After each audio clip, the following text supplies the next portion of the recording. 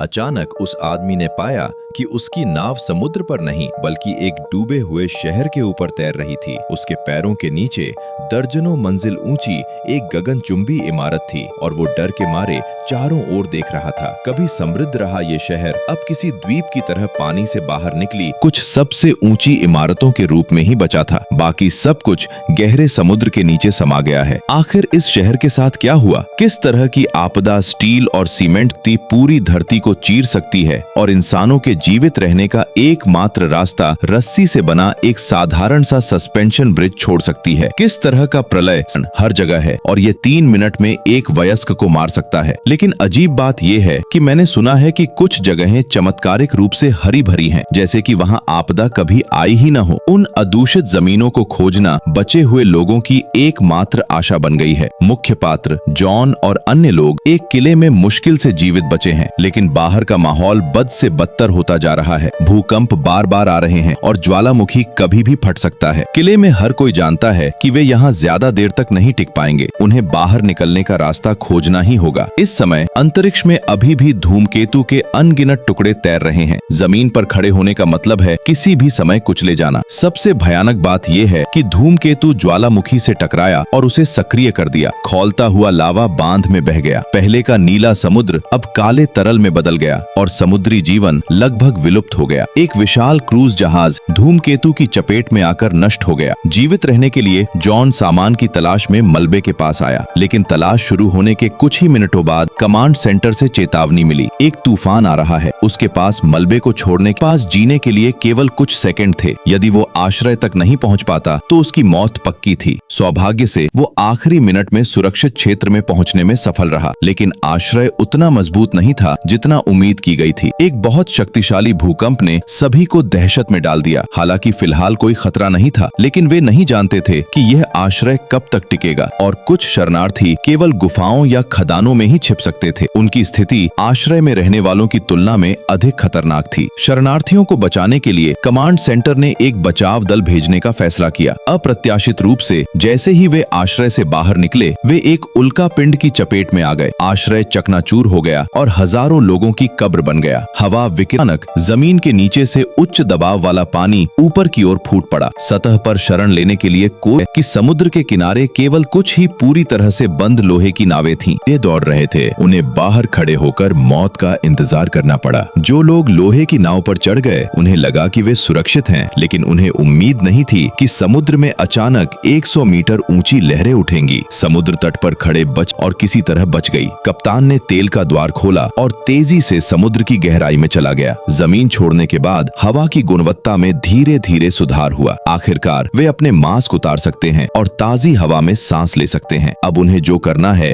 वो है एक ऐसी जमीन की तलाश जो प्रदूषित न हो, वरना वे देर सबेर समुद्र में भूख से मर जाएंगे। किसे पता था कि लोहे की नाव अचानक खराब हो जाएगी और आगे नहीं बढ़ पाएगी। जीवित बचे लोग अचानक निराशा में डूब गए। उन्हें लगा कि वे आज समुद्र में दफन हो जाएंगे। सौभाग्य से कप्तान की कोशिशों से नाव फिर से चालू हो गई। जल्द ही अंधेरी रात हो गई। ऊपर देखने पर आसमान सितारों से भरा था, लेकिन वास्तव में वे सब धूमकेतु के टुकड़े हैं जो किसी भी समय पृथ्वी पर गिर सकते हैं। लोहे की नाव दिन रात चलती रही और फिर रुक गई। इस बार कप्तान के पास कोई विकल्प नहीं था, क्योंकि तेल खत्म हो चुका था। विशाल समुद्र में वे एक चींटी के समान थे। उनकी जान की किसी को परवाह नहीं थी। अंत में वे केवल लहरों के साथ बह सकते थे। कुछ दिनों तक तैरने के बाद अचानक एक जोरदार झटका लगा। कैबिन का दरवाजा खोलते ही सब दंग रह गए। चारों ओर देखने पर उन्हें पानी में डूबी हुई गगनचुंबी इमारतें दिखाई दी। पता चला कि ये शहर समुद्र के पानी में डूब चुका है। कप्तान ने पतवार निकाली और लोहे की नाव को चलाने की पूरी कोशिश की। आखिरकार वो धीरे धीरे चलने लगी। कांच के माध्यम से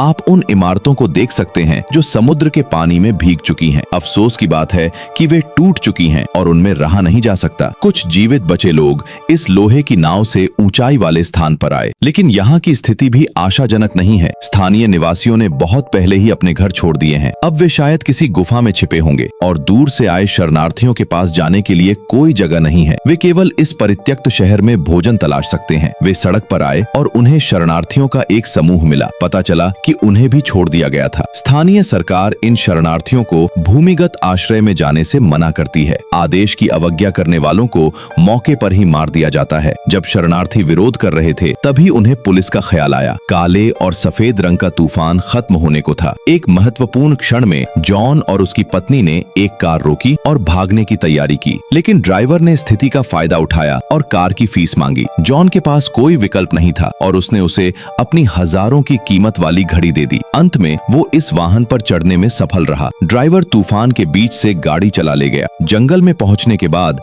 ड्राइवर अचानक आराम करना चाहता था। वास्तव में वो बस थोड़ा ब्रेक लेना चाहता था। जॉन ने पाया कि जमीन थोड़ी हिल रही है। उसने ऊपर देखा और एक ताल आए। वहाँ कुछ बूढ़े लोग थे जो भाग नहीं सकते थे, लेकिन यहाँ की हवा बहुत खराब है। अगर आप यहाँ लंबे समय तक रहते हैं तो आप कुछ सालों से ज्यादा नहीं जी पाएंगे। इसलिए जॉन कुछ दिन रुका और नया आश्रय खोजने के लिए तैयार हो गया। तभी अचानक रात में उस पर हमला हो गया। ये हताश लोगों का एक समूह निकला। भीषण लड़ाई के बाद उसने अपना एक और साथी खो दिया। बचे हुए 3 लोग अपनी कार लेकर एक रेगिस्तान में गए। ये कभी हरी भरी घास का मैदान हुआ करता था, अब ये धूल से ढका है। जॉन चिंतित था और आगे बढ़ता रहा। परिणाम स्वरूप उसे रास्ते में 10 से अधिक कारें मिली। उसके सामने एक गहरी घाटी थी। उसके पास अपनी कार छोड़ने के अलावा कोई चारा नहीं था और वो सारा सामान भी साथ नहीं ले सकता था। घाटी को पार करने का एकमात्र रुक गई। कुछ लोग आखिरकार बीच की स्थिति में आ गए, लेकिन अगली स्थिति और भी खतरनाक थी क्योंकि सीढ़ियों से बने पुल पर कोई सहारा नहीं था। सैकड़ों मीटर गहरी घाटी के ऊपर